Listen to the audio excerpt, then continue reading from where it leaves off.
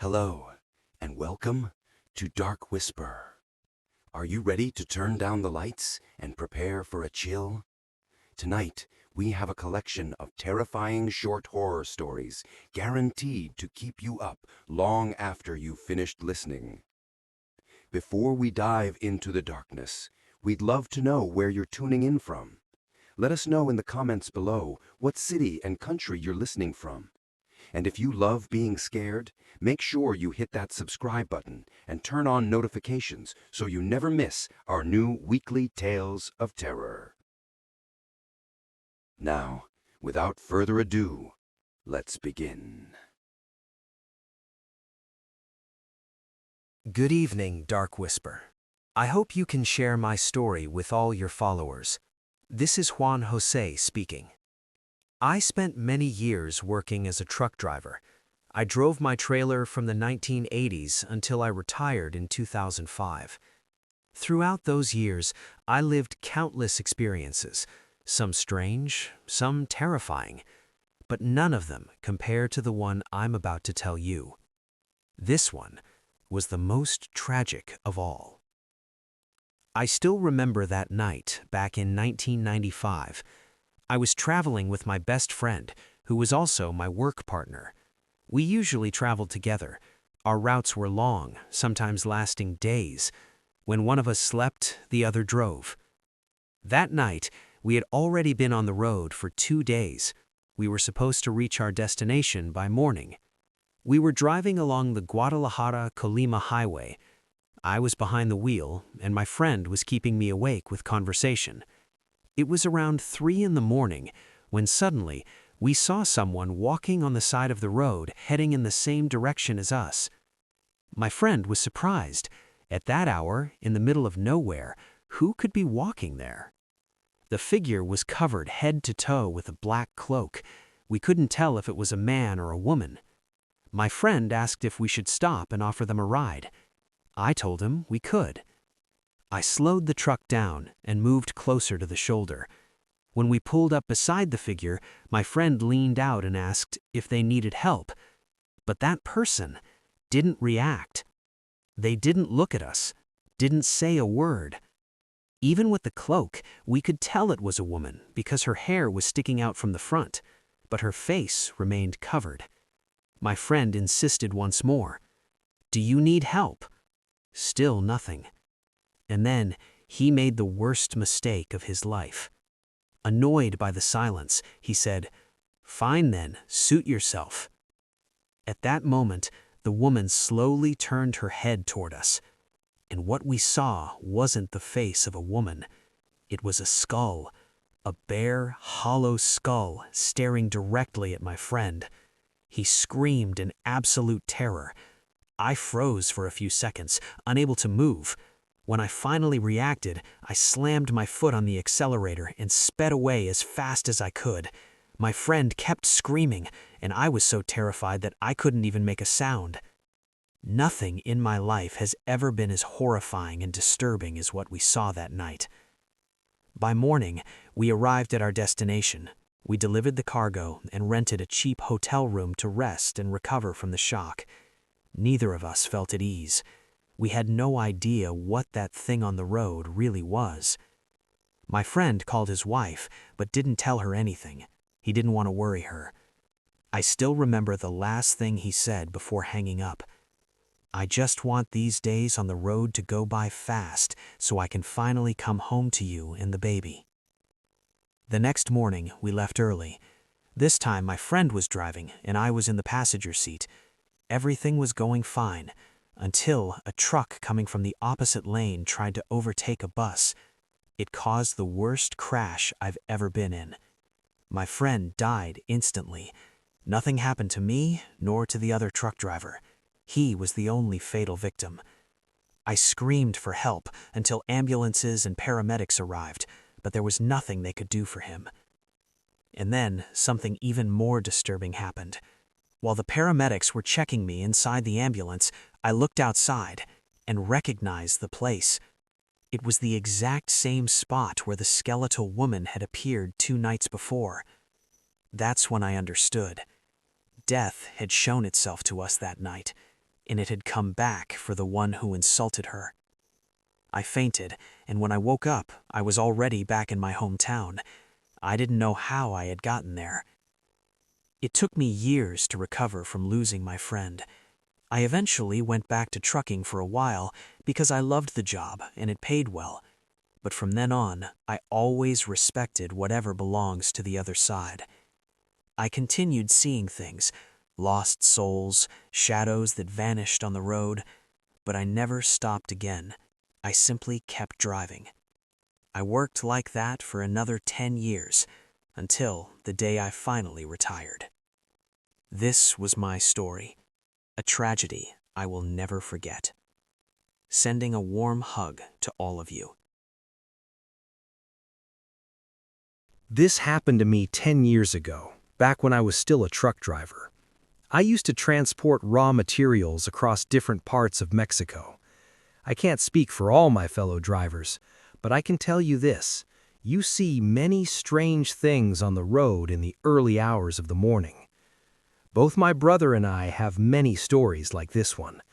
But today, I'm going to tell you the one that marked us the most, one we will never forget. That night, my brother and I were driving along the highway from Nuevo León to Tamaulipas. We had already been on the road for several hours. I don't remember the exact time, but it was definitely past midnight. We were talking, listening to music, when suddenly we saw a silhouette far ahead, illuminated by a bright light. It was hard to make out at first. The night was pitch black, but the headlights of the truck are strong, and little by little we were able to see what was in front of us. As we got closer, we realized they were people, 2 of them, calling for help. A man and a woman. The woman was holding what looked like a baby wrapped in a blanket. But the most unsettling part was that they were standing beside a truck completely burned to ashes. My brother said, "Pull over. We have to help them. They have a baby." I immediately steered to the side of the road and stopped just a few meters from them. The man approached our truck, and I opened the door, but I didn't get out. From up in the cab, I asked what had happened and if they were okay, because their vehicle was completely burned. He answered desperately, asking us to help them. He said they wanted to go home, but they had no way to get there. He didn't give us any other details. I told him, "Of course, we can take you to the nearest city, and you can use my phone if you need to call a family member." He looked relieved. Tears filled his eyes as he said, Thank you so much. I'll go get my wife." He stepped away, and my brother and I stayed in the truck. We began clearing space inside the cab so they could sit down. It was already cramped as it was. When we finished organizing everything, we sat back down and waited, but they were taking a long time to come back. I looked into the side mirror, but there was no one there. My brother leaned out and even opened the door to see better. He asked, confused, "Where did they go? They're gone." I got down from the truck and walked toward the burned vehicle, but they weren't there either. I turned on my phone's flashlight and searched the area. I looked everywhere, all around the road. Nothing, not a single trace of them. I went back to the truck and told my brother. He looked terrified and said, "Let's get out of here, now." I turned the engine on and we drove away. My brother was convinced we had encountered spirits, lost souls, but I didn't believe in that kind of thing. It was hard for me to accept that they might have been ghosts, at least until 2 days later. We were at a trucker rest stop in Nuevo León, talking with another driver. We told him what had happened, and surprisingly, he didn't react with shock. In fact, he seemed to recognize the story immediately. He said, "They were a family from Tamaulipas. They were stopped by organized crime 3 years ago. They were found burned inside their vehicle. People say the man had gotten involved in the wrong business, and it cost him his life and the lives of his wife and child. They appear from time to time asking for help. Many of us have seen them, but we already know we shouldn't stop. We just pray for them so they can finally find their way and rest in peace." I couldn't believe it. It was hard for me to accept. My brother looked at me and said, "See, I told you, we saw souls who haven't found their rest." To this day, I can still picture the man's face, the anguish in his eyes. I never drove on that road again, but I truly hope that family has finally found peace. Hello. This story didn't happen to me. It happened to a friend and coworker of my grandfather. He used to tell it to me and my siblings all the time, because back then it was a very famous and controversial case, and it was real. My grandfather spent his entire life as a truck driver in the United States, even though we're Mexican. He loved that job. He was always on the road and had many friends among other truckers. This story begins with one of those friends who was driving his truck along New Mexico State Road 9. That same afternoon, my grandfather was also on a job, but in California. They loved talking over the radio while traveling. It was something they always did. It kept them entertained and made them feel accompanied during long hours on the highway. My grandfather was riding with another coworker who always traveled as his co-pilot. But the friend in New Mexico, he was driving completely alone. They were joking and talking over the radio. It was around 8 at night, almost completely dark, when suddenly that man said he saw something strange far ahead, way out in the desert. My grandfather asked him what he meant. The man said he could see colorful lights in the sky, getting closer and closer, but he couldn't tell what they were. My grandfather and his co-pilot joked, saying, "Looks like the UFOs finally came for you." The man laughed too, but then silence. My grandfather called out to him, "Are you still there? Everything all right?" That's when his friend started saying something, speaking fast, panicked, but nothing could be understood. There was heavy interference. His voice kept cutting in and out. The radio was filled with static, noise, distortion. My grandfather kept trying to reach him, but the only thing that came through was a horrible series of screams, desperate, pleading screams for help. Then the signal vanished completely. My grandfather tried again and again, but nothing. The man sitting beside him immediately called the police, reporting what had happened, although he couldn't give an exact mile marker for the location. According to my grandfather, days passed. His friend had completely disappeared, no trace of him or his truck. Police searched the entire highway. Helicopters were sent out. Nothing. As if he had vanished into thin air. As time went on, his family slowly began to lose hope of finding him alive. But one night, the police received a call. A family traveling on that same highway had found a man lying on the roadside, disoriented, unable to speak, with no identification, and in very bad shape. Officers arrived, and it was him, the same truck driver who had disappeared under those strange circumstances. They took him into the city and notified his family, but the man didn't speak a single word. He didn't know who he was. He didn't recognize his own relatives. He seemed empty, like someone who had lost every memory. He never spoke again for the rest of his life. No one ever found out what happened to him, how he disappeared, where he had been, or what had been done to him. But judging by the condition he was in, it must have been something terribly traumatic, something that shattered his mind so completely that he lost speech and memory forever. My grandfather and many people in New Mexico who heard the case believed it was an abduction. They thought someone or something experimented on him and erased his memory so he wouldn't recall anything. And it made sense, because right before disappearing, he had seen those strange lights in the sky coming toward him. That final radio call was recorded, but the police never released it. They didn't want people making assumptions, or maybe because they already knew exactly what had happened. Just like many other things that happened near Area 51, they didn't want the public to find out. The man eventually died in 2011. He never spoke again. He couldn't work. He didn't seem to have consciousness of his surroundings. His siblings took care of him for the rest of his life. I hope you enjoyed this eerie and mysterious story, one that still gives chills to everyone who remembers it. Greetings to everyone. This is Raphael speaking. A few years ago, I lost my job. One of my cousins, who works as a truck driver, told me that the company he worked for was looking to hire more drivers to transport different materials across various states in Mexico. The only requirement was to have your own truck because the company didn't have any available. He told me he could help me buy or rent an affordable truck so I could start working, and that I would make back my investment within the first few weeks of doing trips. I accepted right away.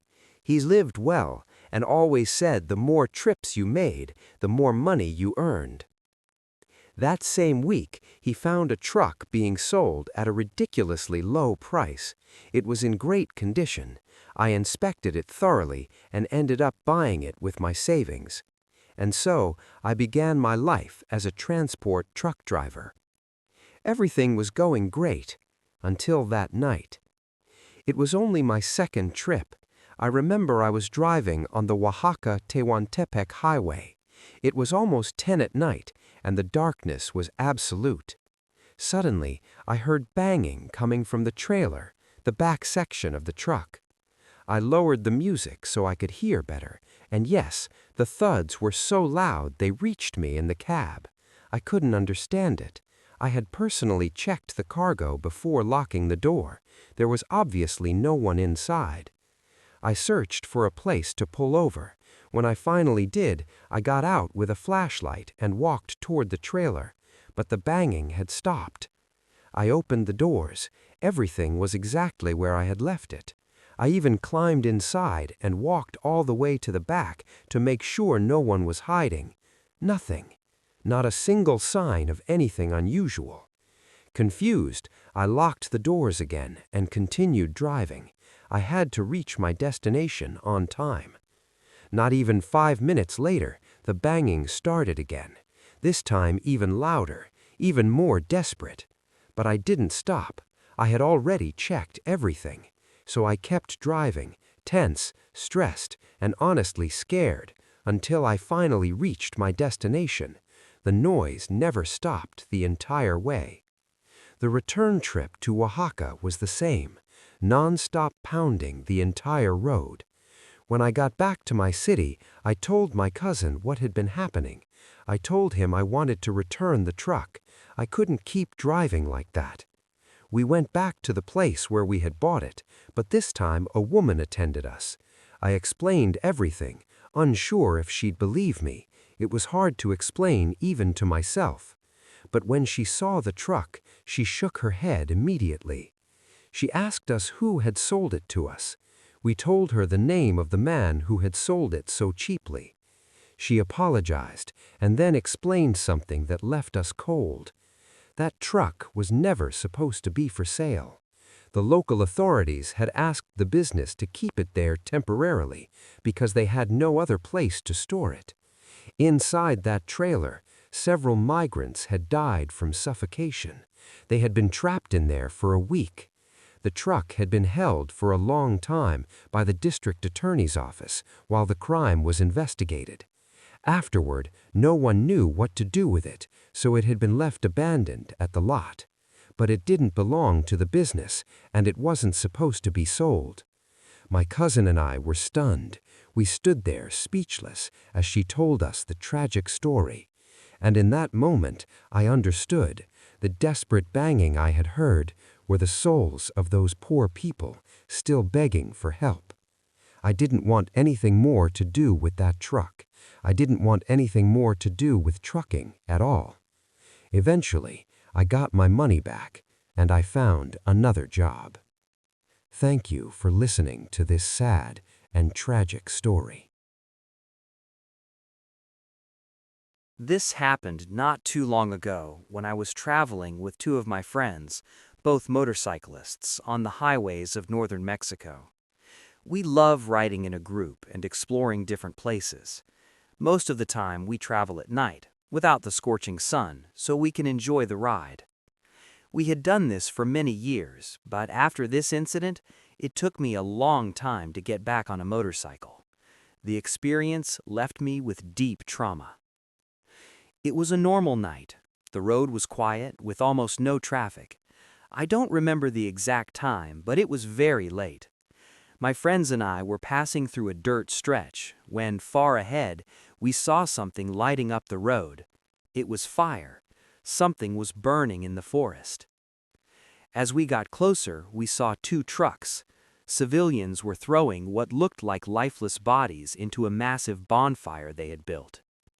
I shouted at my friends to accelerate, but just a few meters ahead, one of them lost control of his motorcycle and crashed into a fence. Luckily, he was wearing a helmet, so he was unharmed. He told me he lost control from the shock of seeing that. I looked back, fearing those people might have seen us, but what we saw was far worse. A figure appeared among the flames. At first, it looked like a man, very tall, wearing a hat. But when it turned, we saw its tail and limbs. They were animal-like. The men throwing bodies into the fire laughed in a macabre, terrifying way. They were enjoying it. My friend, still trembling from the accident, quickly got on my motorcycle and we rode away as fast as we could. We left his bike behind. None of us could believe what we had witnessed that night. Even now, it's hard to talk about. The evil we saw in those people and in that figure among the flames was overwhelming. We were lucky to get out alive. Another incident happened to my partner and I while riding my motorcycle on the Tula Highway. My uncle, a former truck driver, had warned us to be careful passing through that area at night. He had told me stories, fireballs rolling down the mountains, strange women spying on passing cars.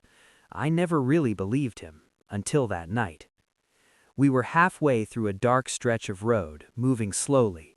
Suddenly, my girlfriend shouted, "Did you see that?" I told her no, focused on the road. She said she had seen something moving very fast among the trees, like an animal flying after our motorcycle. I looked and saw 3 white figures flying in the same direction as us, disappearing among the trees. At first, I thought they were birds, but then my girlfriend screamed, "No, Juan, accelerate! Those aren't animals, they're witches!" I couldn't turn my head to see properly, but I could hear them laughing, a chilling, horrifying laugh that made my skin crawl. We sped through the stretch as fast as we safely could. Finally, we left the forested section behind and they vanished. Even now, we haven't returned. My uncle had been telling the truth. There was something evil there. We don't know exactly what they were, but whatever it wasn't human. A second story happened about 2 years ago on a trip to Jalapa, Veracruz with my girlfriend. It was Holy Week. We rode all day and night gradually fell. Darkness enveloped the road, leaving only the moon and our motorcycle lights. My girlfriend was nervous. She hates riding in the dark, scared of the forest and animals. I, on the other hand, love night rides. Everything felt calm, until it wasn't. We approached a stretch of road through the mountains. Suddenly, we saw a woman at the roadside, crying desperately, screaming for help, calling for her baby. I didn't want to stop. It felt dangerous, but my girlfriend insisted. She pleaded with me. I slowed down, giving in. The woman looked horrid, her teeth rotted and missing, hair gone from her scalp. When she saw us, her crying face changed to a maniacal laugh, a laugh so disturbing it froze me in place. My girlfriend was speechless. Then we heard something running towards us from the forest. It sounded fast, like an animal. My girlfriend screamed, "Go, now!" I hit the accelerator. We almost lost control from terror. The woman's laughter followed us, echoing behind us as we sped away. We never found out what it was. It wasn't human. We believe it may have been the woman leading others into danger. Whatever it was evil, and we were lucky to survive that night. Hello, everyone. My name is Ricardo, and I've been a motorcyclist since I was very young. I've participated in many races, and I always travel everywhere on my bike. What I'm about to tell you happened on a highway near Mexicali. It was strange, so strange that some might find it hard to believe, but I swear it was real. Even thinking about it now sends chills down my spine. It was around 10 at night. I was riding toward Tijuana, where my girlfriend lived. I was about an hour away from my destination when I noticed that my tail light wasn't working. I decided to pull over and check it, since it had happened before. I parked on a stretch where tall bushes grew, taller than me. I got off my motorcycle and started inspecting the lights with my phone's flashlight. Suddenly, I heard noises coming from the bushes. At first, I thought it was an animal, so I kept working. But then I heard a loud screech, like no animal I'd ever heard. Shining my light toward the bushes, I saw something. I can't explain exactly what it was. A humanoid figure on all fours, covered in hair, devouring a dead cow. I dropped my phone in shock. I picked it up quickly and got back on my motorcycle. I sped away as fast as I could. That creature was grotesque, monstrous. The memory of it still makes my skin crawl. I regret not recording it. At the time, fear took over. It was completely wild, desperate, and furious in the way it devoured that cow. Without a doubt, it was the most macabre thing I've ever seen. The lesson I learned? Never stop at night on a deserted road, no matter what happens. Another incident happened one evening while I was riding back to my town. The night grew darker and I was anxious to reach home. I don't like driving at night. Roads are unsafe, but sometimes necessity forces it. As I rode, I saw an accident ahead. Traffic officers were diverting cars through a makeshift path through the forest, leading back to the main road. I had to take this route. The forest road was rough, full of potholes and rocks. Cars in front of me had gone ahead, leaving me completely alone. The darkness and isolation were unnerving. Halfway through, I saw a van parked on the side of the path. I could swear I saw several young people inside, desperately banging on the windows, calling for help. It all happened so fast. When I realized, I was already past them. But I decided to turn back. I couldn't leave them without knowing what was happening. When I returned, the van was empty, abandoned, dirty. It looked like it had been there for a long time. No one outside, no one around. Complete silence. I left quickly, without looking back. I can't be sure what I saw. Perhaps they were lost souls, victims of an accident or organized crime. Those roads are dangerous. I never found out who those young people were. I just hope they have finally found peace. What I'm about to tell you happened several years ago, while I was traveling to Taxco on a bus. I'll omit the company's name, but I always preferred night trips. They're quieter, and buses are usually almost empty. I boarded the bus around 8 p.m. There weren't many passengers, and I ended up sitting alone. I decided to move to the back, and soon fell asleep. I don't know how many hours passed, but it was already very late when the bus suddenly stopped. Looking out the window, it seemed there had been an accident. Sirens flashed, and officers were redirecting traffic. We were at a complete standstill. Then, a man got on. I don't know how they let him in. The bus had a door that prevented seeing the driver area, but he walked down the aisle and sat next to me. There were plenty of empty seats, but he chose mine. The bus eventually moved again. We left the traffic jam behind and continued down the dark road, through the forest. Then, the man started crying uncontrollably. I felt extremely uncomfortable. Out of politeness, I asked if he was okay, but he didn't respond. I didn't insist. His crying made it impossible to sleep. His appearance was disheveled. I considered changing seats, but felt embarrassed. He might think I didn't want to sit next to him. Eventually, I got up and moved toward a seat in the front. At that moment, one of the two drivers entered the aisle. He saw me moving with my bag and asked quietly if everything was okay. I explained about the man who had just gotten on and asked if he could check what was happening. The driver looked confused. "Which man?" he asked. "No one has gotten on since we left the bus station," he said. I was shocked. I explained that a man had boarded when the bus stopped for the accident less than an hour ago. The driver insisted no one is allowed to get on outside the bus terminals, and no one tried to board here. He suggested I might have imagined it. I took him to the back seat, but the man was gone. There was no one in the aisle, the bathroom, or anywhere on the bus. I was certain of what I'd seen. I swear I saw him. The driver told me to calm down and suggested I sit and rest. I was frustrated. I knew I hadn't imagined it. Minutes later, when the driver came out of the bathroom, he asked me if I remembered the man's clothes. I described them: disheveled, torn, wearing a red shirt and jeans. The driver stared at me, eyes wide. "I can't believe it," he said. He explained that during the accident, he and the other driver had seen a person dead on the road. That person caused the accident. It was the same man, red shirt, jeans, the same one who had sat beside me. A shiver ran down my spine.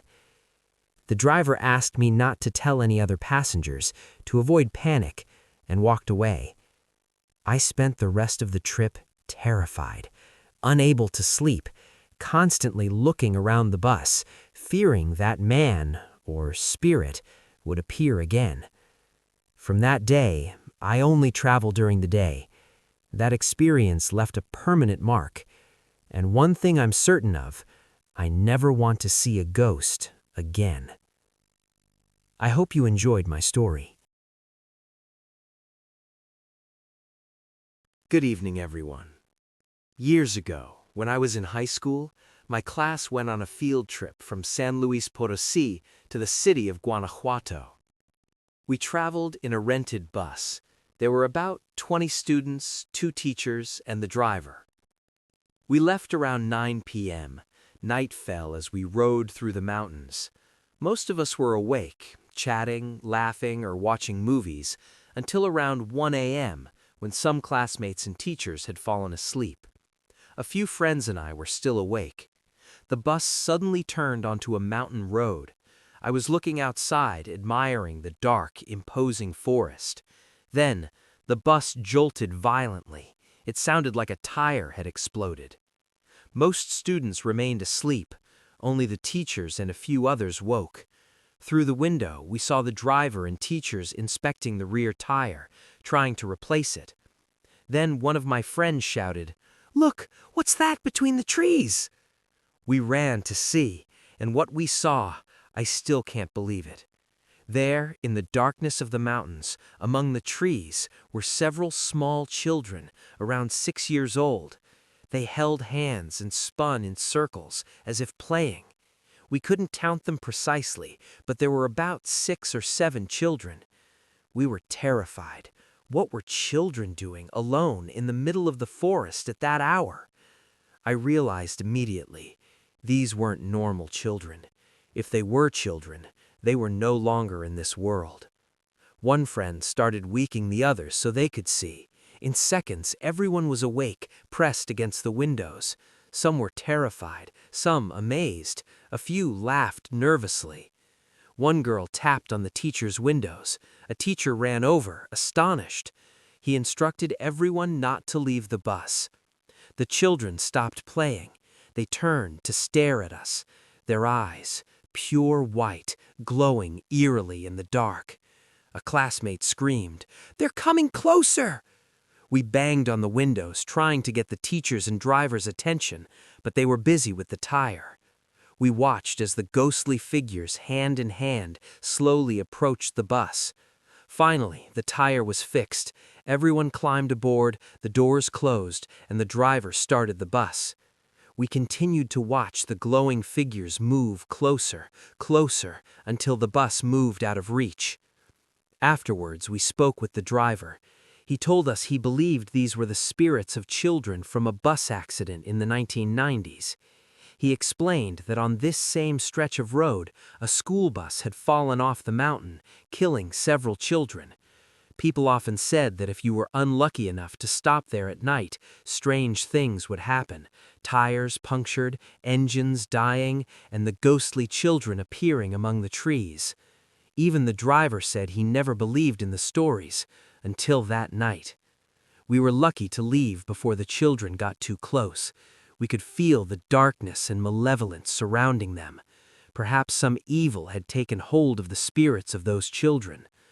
I don't believe children's souls would linger in this world to harm anyone, but what we experienced that night was terrifying. We returned via a different route and never passed through that place again. My name is Gilberto Molina. For many years I drove buses across southern Mexico. I won't name the companies. I don't think it matters. What matters are the things I've seen, the things I experienced on the road, especially at night. One night I was returning to the city where the trip had started with my coworker. The bus was empty, no passengers, just him and me. It was very dark. I can't tell you exactly what time it was, but the kind of darkness that makes you feel like the world has disappeared. We were talking about random things when we heard a knock. A soft but definite knock from beneath the bus. We froze, looked at each other, and listened. Another knock. This time we could feel it vibrating through the floor. My coworker checked the seats. Nothing. He was certain it was coming from the luggage compartment, but the compartment was empty. We stopped at the side of the road to check it. As soon as we opened the doors, the knocking stopped. Nothing. Empty. Silent. We checked the small sleeping cabin for drivers. Nothing. Everywhere was empty. So we got back in and continued driving. Hours later, my coworker told me something terrifying. When he went to sleep, he felt someone touching his hair. He even woke up suddenly, feeling the blanket pulled from him. At first, he thought it was the bus moving, but now he was certain it was something else. The trips continued. Some passengers even heard screams or voices from the luggage compartment. They begged us to stop, insisting someone was trapped. We had to calm them down, explain there was nothing there, but many became even more frightened. Eventually, the company switched us to another bus due to multiple complaints. What haunted that bus? We never knew for sure, but drivers whispered rumors. They said it was the restless spirits of two undocumented youths. Years ago, they had hidden in the luggage compartment to travel to another state without papers. A criminal gang caught them at a checkpoint, killed them, and forced the drivers to transport their bodies in the bus. Some say that's why their spirits never left. And now we were almost certain our bus had carried those bodies, and their souls remained trapped there. My name is Hernando Dominguez. Years ago, when I was in high school, I used to travel with my mother from Zacatecas to Aguascalientes to visit my grandmother. We always traveled by bus, and we always traveled at night. Back then, the highway wasn't as dangerous, and we liked arriving at my grandmother's house early in the morning. That night was no different. Everything was calm, nothing out of the ordinary. I was watching a movie on the bus screens, and most of the passengers were already asleep. After all, it was well past midnight. Then suddenly, the driver slammed on the brakes. Everyone lurched forward from the inertia, but thankfully nothing serious happened. People woke up immediately, startled and confused. When I looked out the window, I saw we were in the middle of nowhere. No lights, no houses, just darkness and the silhouettes of the hills around us. Before anyone could ask what was going on, complete silence filled the bus. And then we heard it. Loud banging on the outside of the bus and the desperate screams of a woman. We heard the driver shouting back at her, "I can't open the door!"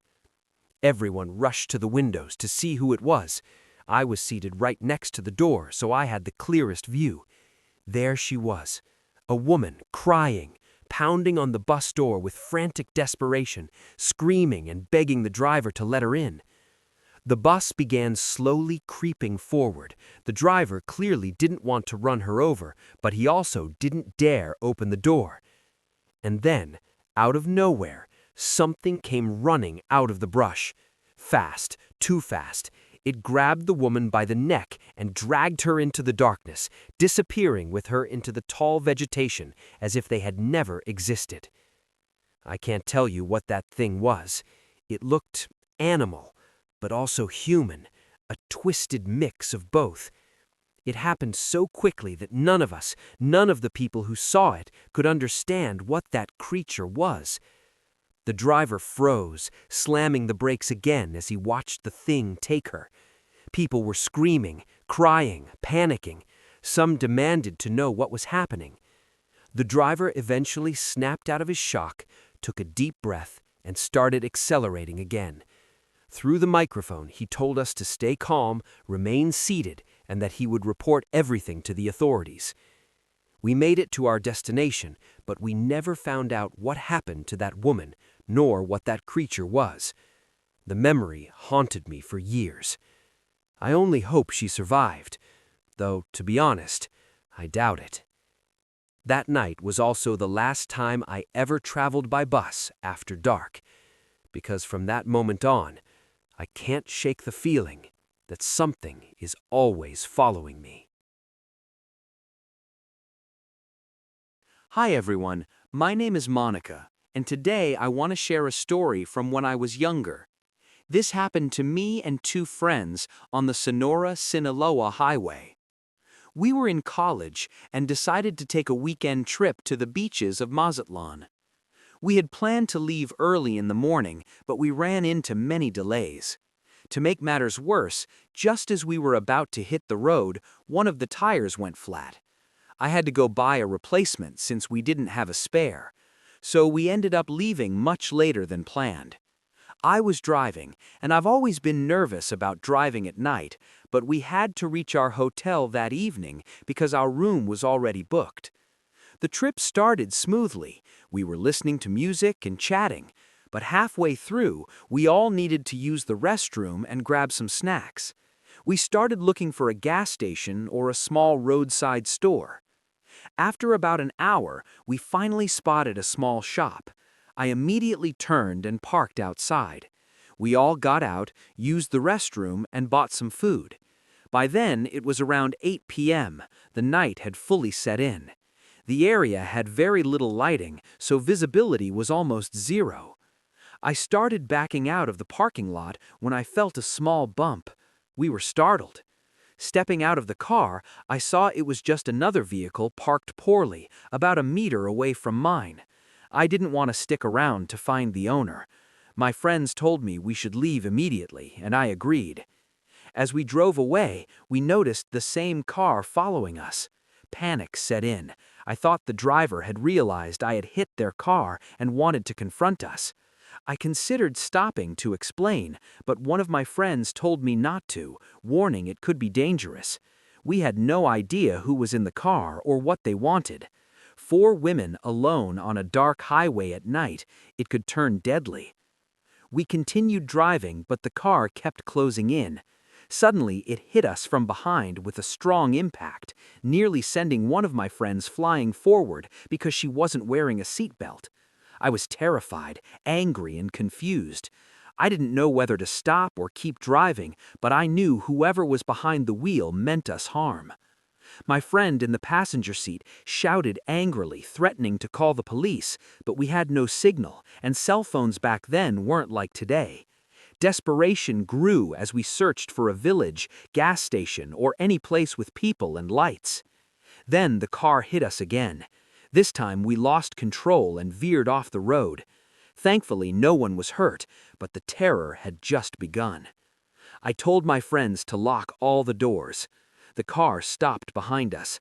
Our car wouldn't start, and we were completely vulnerable. Suddenly, the driver's door of the pursuing car opened. A woman stepped out, armed, dressed in military-like clothing, and seemingly in her 40s. She slowly approached us, pointing her weapon at us. We were frozen with fear. She grabbed my friends and me, forced us to the ground, and made us kneel. Tears streamed down our faces as we pleaded for our lives. She screamed about her baby, claiming it had started crying because of us. I tried to explain it was an accident, but she struck me with her weapon. Then, astonishingly, she went to her car and returned holding a doll wrapped in a blanket, pretending it was a baby. We realized she was completely unhinged. One of my friends bravely lunged at her and knocked her down, giving us a chance. I managed to start the car, my friends jumped in, and we drove away, leaving the woman behind in the darkness, clutching the doll. We finally reached a gas station with lights and people, called the police, and were escorted back home. Later, we learned that the woman was a former soldier diagnosed with schizophrenia who had escaped from a hospital. She had lost her baby years earlier, which had worsened her condition. Even now, years later, I still fear driving alone at night. I only drive during the day and always with my husband. That night left a permanent mark on me. Hi everyone, my name is Norberto, and what I'm about to share is one of the most terrifying experiences of my life. This happened a couple of years ago, right after we graduated from university. To celebrate, my friends and I decided to take a short trip to Puerto Vallarta. We're from Guadalajara, and that day my friend Andres picked me up. Then we went to get the others. There were 5 of us in total. We hit the road around 7 p.m. Everything was normal until one of my friends mentioned a dirt road that, according to his dad, could save us an hour. I wasn't too keen on the idea. It seemed risky, especially since it was already dark. But my friends thought it would be fun, maybe even a little paranormal adventure. I gave in, and we took that road. The drive through the forest was thrilling, but also terrifying. We could only see what the car's headlights illuminated. Sounds of animals and the usual night noises of the wilderness surrounded us. One of my friends started live streaming the trip, but after a few minutes, we lost signal. We were completely cut off, alone in the middle of nowhere. And then, we saw her. A little girl, standing in the middle of the road. Andres slammed on the brakes, almost hitting her. We all froze, trying to understand why a girl would be there alone at night. I had a gut feeling something was wrong. The girl was just a trap, and from the trees, men dressed in monk-like robes started emerging. They approached slowly, their eyes hidden, their faces expressionless. They wore large inverted crosses around their necks and walked in sandals. My friend in the back shouted at them to leave us alone, but they didn't react. I told Andres to step on the gas, but he refused to hit the girl. Then we lost control for a moment and hit a tree lightly. Thankfully, no one was hurt. But then, a loud thud on the roof froze us in our seats. When we looked up, a lifeless body had fallen from the tree. No clothes, covered in cuts. And above that, More than a dozen bodies were hanging from the branches, all mutilated. It was horrifying. Andres floored the gas and we barely escaped. We realized later that the dirt road was full of spikes, traps designed to puncture tires and capture people. We were lucky to notice in time and make it back to the main road. When I got a signal, I called my parents and told them everything. They told us to stay in the first town and not return. The police never found anything. No bodies, no men, nothing. As if it had never happened. But we know what we saw. And that's not all. Another similar experience happened with my family. We were driving from Ciudad Madero to San Luis Potosí. I was helping my dad with the GPS. It was night, and the road was completely deserted. From a distance, we saw a figure in white walking along the side of the road. At first, we thought of helping, but something felt off. When we got closer, it wasn't a person. It was a mannequin. Pale face, piercing eyes, an eerie smile, dressed in a white gown, standing on a base. It even seemed to move slightly. We were all in shock. My dad floored the gas and drove away, still trembling from the fear. To this day, we still talk about it as a family. No one knows exactly what it was or why it was there. But these experiences taught me that roads at night can hide things beyond explanation. Since then, I never travel at night if I can avoid it. What we went through was pure horror, and I need to share it to get it off my chest.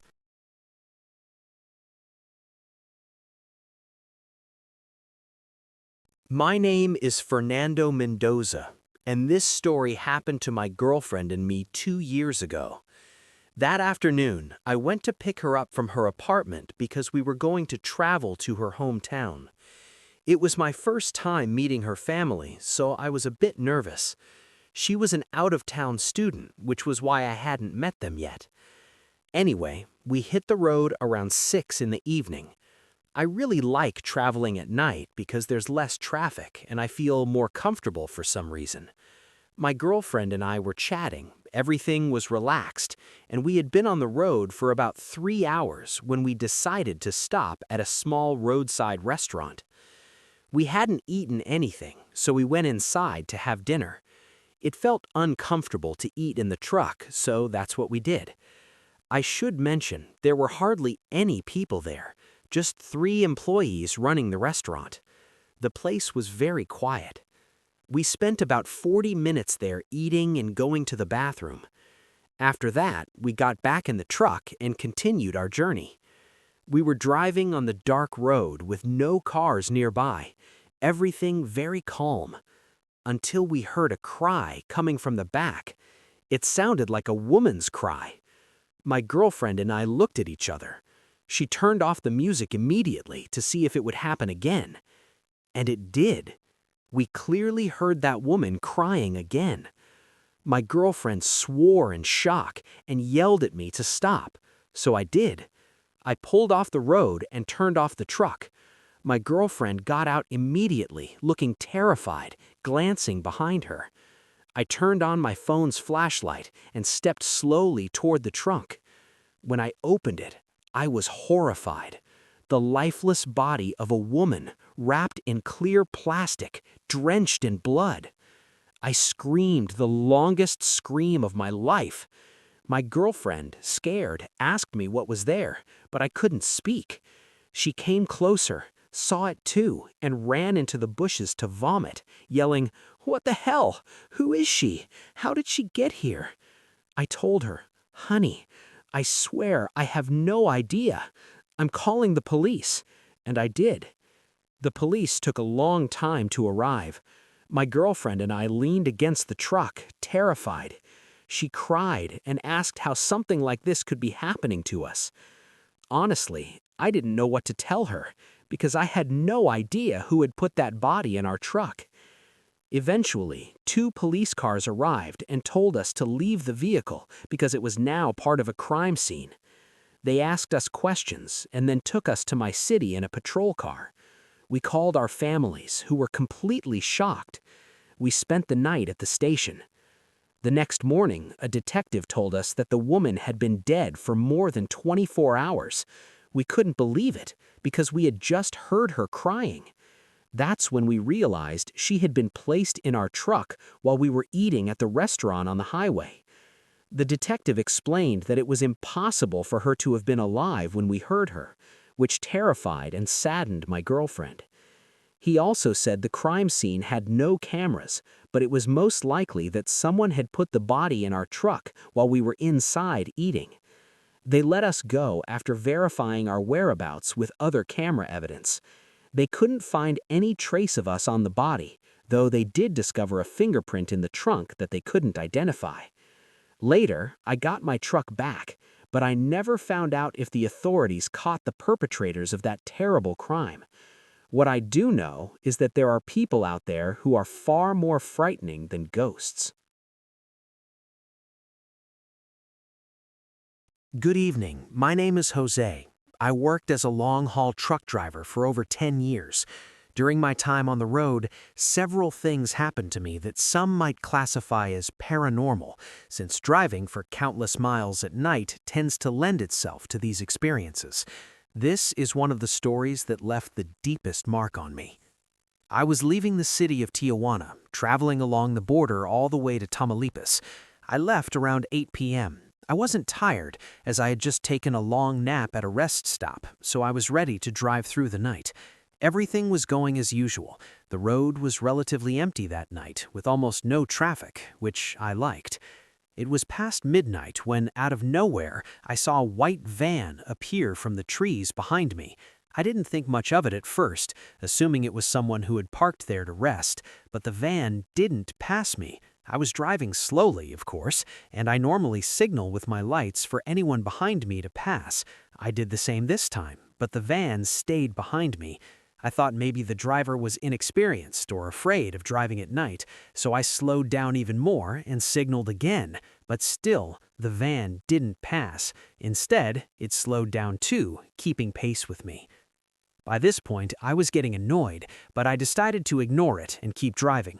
2 hours passed, and the van was still behind me. I decided to pull over at a gas station to use the restroom and grab something to eat, hoping the van would finally continue on its way. But when I turned into the station, the van followed me. It didn't enter the parking lot, but stayed parked at the edge of the road with its lights on. I went inside, used the restroom, bought some snacks, and when I came out, the van was still there. I was furious. I walked over to it to confront whoever was driving, banging on the darkened windows, demanding that they open up and show themselves, but there was no response. I threatened to report them to my trucker colleagues if they didn't leave, and suddenly the van started up and almost ran me over. I was angry, but also relieved that it finally drove off. I got back into my truck and continued my journey. Everything seemed normal again, until around 3 a.m. The same white van appeared out of nowhere, sticking to my trailer. By now, I realized this was no random stranger. It was personal. I decided to head to the next rest stop about an hour and a half away, planning to ask other truckers for help confronting whoever was in that van. But the van stayed glued to me. Its window was directly next to mine, and I could sense the driver was watching me. I honked and shouted, telling them to back off, but the van kept closing in. Then it struck my trailer. I lost control, drove off the road, broke through a fence, and ended up in the middle of the woods.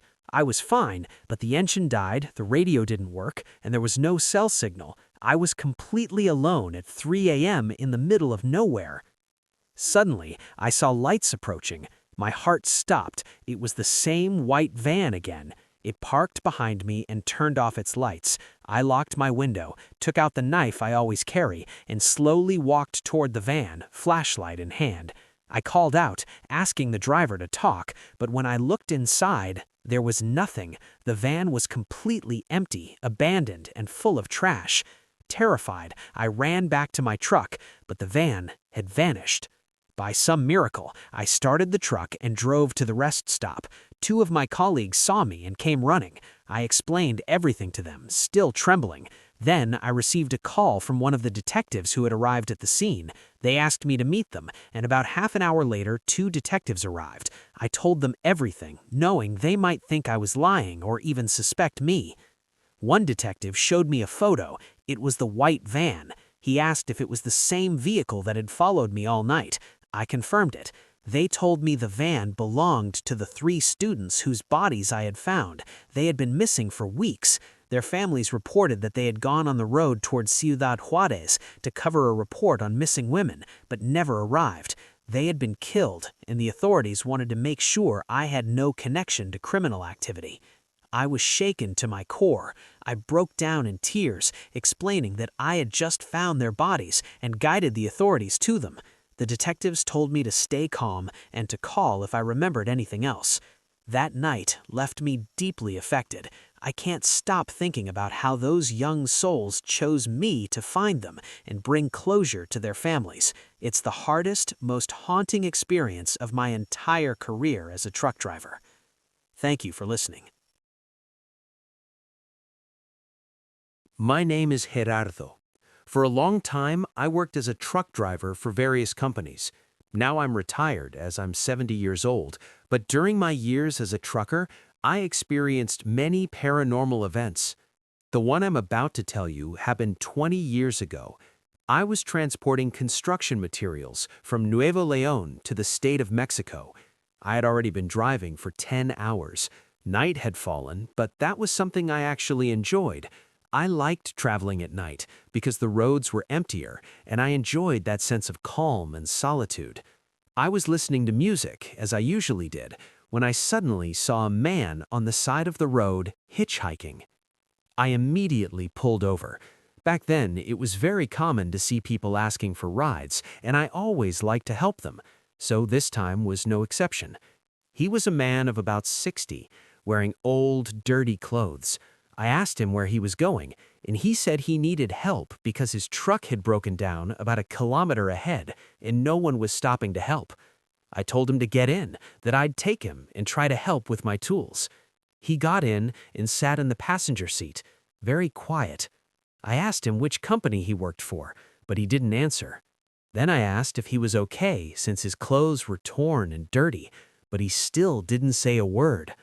We passed the kilometer he had mentioned, and we should have arrived at his truck by now, but there was nothing. I asked if it was further ahead, and he just pointed straight ahead with his finger, signaling me to keep driving. So I continued, but the more time passed, the more nervous I got. There was no truck anywhere. Then I realized we had returned to the same spot where I had picked him up, kilometer 62. I was stunned. It was impossible that we had returned there. And again, I had only driven straight. There was no way we could have gotten back to the same place. I didn't know what was happening. The man hadn't said a single word since he got into my truck. So I decided to pull over and ask him to get out, because this no longer felt right. He got out silently, without thanking me or looking at me, and walked into the brush, disappearing. I didn't want to leave him there, but I couldn't see him anymore. He had vanished among the bushes. I didn't know what to do because I knew it wasn't right to leave him alone. Then another truck arrived and parked in front of me. Its driver came to my door. I got out to see what he wanted. He told me, "Friend, you need to leave. You saw a man asking for a ride, didn't you?" I asked him how he knew, and he explained that he drove this road almost every day. He said that the man who had asked me for a ride was a trucker who had an accident exactly where my truck was parked, and he died. For many years, he would appear to truckers asking for rides, and those who stopped for him would disappear. One of his friends had vanished a year ago after doing the same. I thanked the man for taking the time to warn me.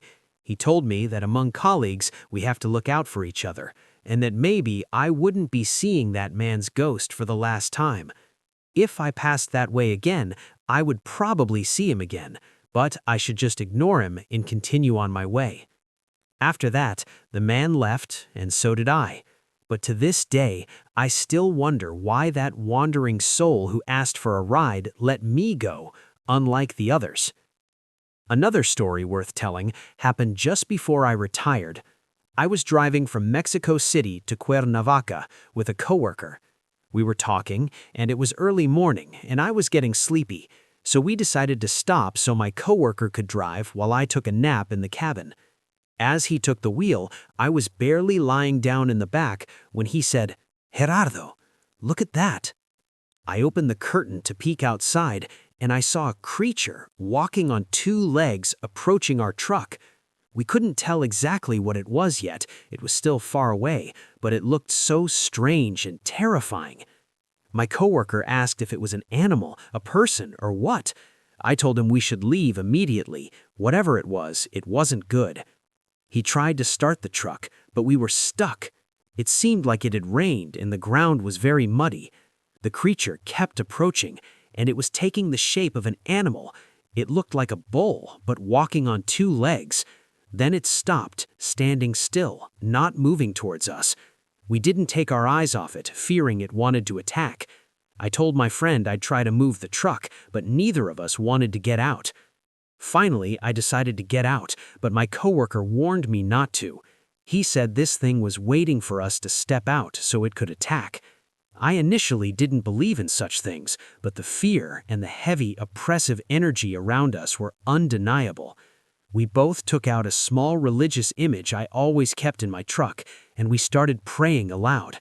The creature began to sniff aggressively, as if it were right next to us. I was sweating, my legs trembling, terrified.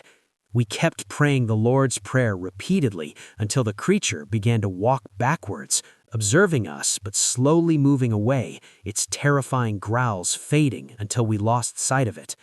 My coworker said it was safe to continue. We got back in the truck, got it unstuck, and drove away as fast as we could. In my life as a trucker, that was undoubtedly the most terrifying, chilling, and horrifying experience I ever had.